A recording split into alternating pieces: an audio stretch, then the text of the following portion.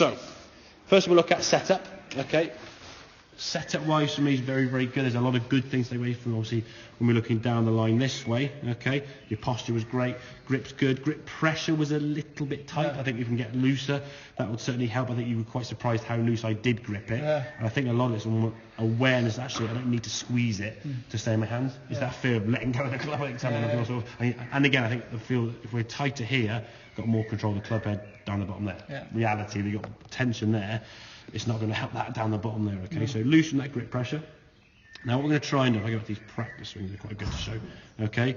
Your swing got a little bit kind of leggy. So what's your left knee to start with? As that club goes back, your knee's already moving to start with, okay? Now if I said to you do a putt, for example, I'm pretty sure your knee wouldn't be moving. On a 4-foot putt, you wouldn't go with your knee. So it doesn't mean that the knee's not going to move, but the knee doesn't need to move that quickly. So for moving that much that quickly, it means that you're independently moving it yourself. What we're going to try and say is this to rotate, this then to go with that, and then this to follow with it. So it's kind of like a corkscrew kind of effect. It's not like everything goes in one go.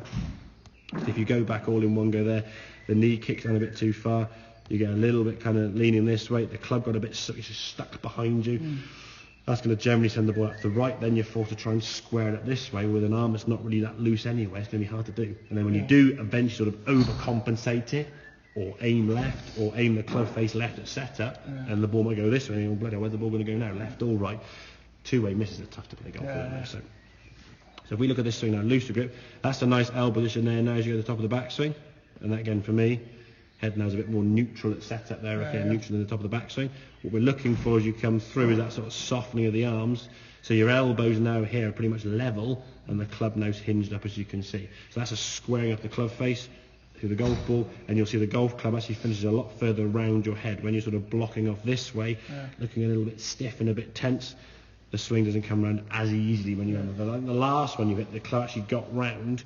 That's kind of where you got to there. The last one you hit, you actually got the club sort of round here somewhere, because if your arm folds better, the club can get around there a lot more. I felt looser that one, so it just carried on. Exactly, and that's the thing, momentum will just carry that club to go around there. We never want to be stopping the club kind of specifically unless we're doing a smaller shot or a shorter shot. But for full swing, as you were doing that, we want that body to continue to move and the club to kind of just keep going around the body and let things happen that want to happen, okay? Now when the ball gets there, no doubt the swing is obviously going to default back into a little bit of the old move just because you're creating speed. The good thing is the head wasn't so far tilted over, okay? The knee worked better, so you come back to the golf ball here now. The elbows are, but it's a little bit lifty there, okay? So the simple thing is in terms of practice at home, so you've got AstroTurf at the back in your back garden there, just do some swings there. L to L. Just try and get that sensation. You're swinging back because you're on the way back. There's no speed, you see. You can get that position there all day. I mean, that's not a difficult move for you to make. It's then repeating that on the other side to go there. Okay, and that's just basically that sort of unhinging and hinging of the wrists, which come from being loose. As we said, when you kick a football, you pivot your hip, you bend your knee, you extend your knee to kick it. In golf, you pivot your shoulders, you bend your arms and your wrist, and you extend back to impact with the golf ball.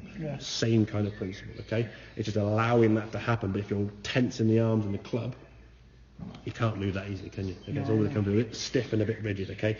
And again, from your point of view, it's trying to eliminate two wrongs that make a right. The first 10 shots you hit when you went from an 8-iron, the first couple of warm-up shots, it went too bad. Then you got the ball quite well. Then you went to a 6-iron, it went 24 yards left, 24 yards right, and it was 6 yards off target, so dead straight pretty much, but it took you 3 shots to do it.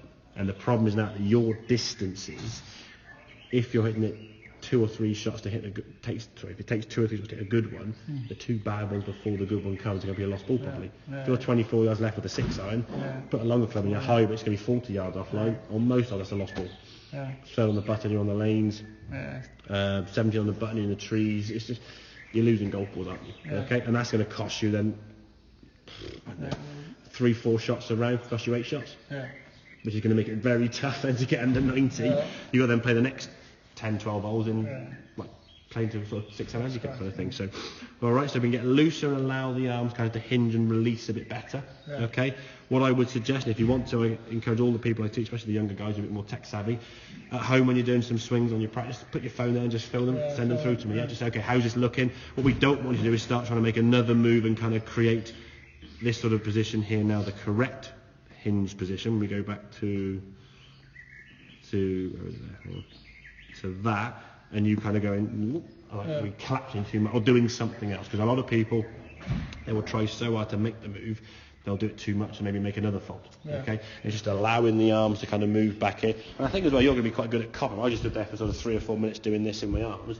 You could see yourself sort of seeing that, and you went to your first. You were like, oh, and your first practice was like, oh, Christ, you don't really love that. Exactly, yeah. So you kind of learn very well visually. You watch someone do something, which is probably why you played golf to the level you've got to by watching just a few clips on YouTube and stuff, because you can adapt and copy. You see someone make a goal, so okay. He plays off like 16. So he's pretty styled. Yeah, exactly. Yeah. But I mean, from your point of view, if we can get down to his level for you, that'd be good. something to play towards. Okay, does that make sense, then? Yeah. Perfect.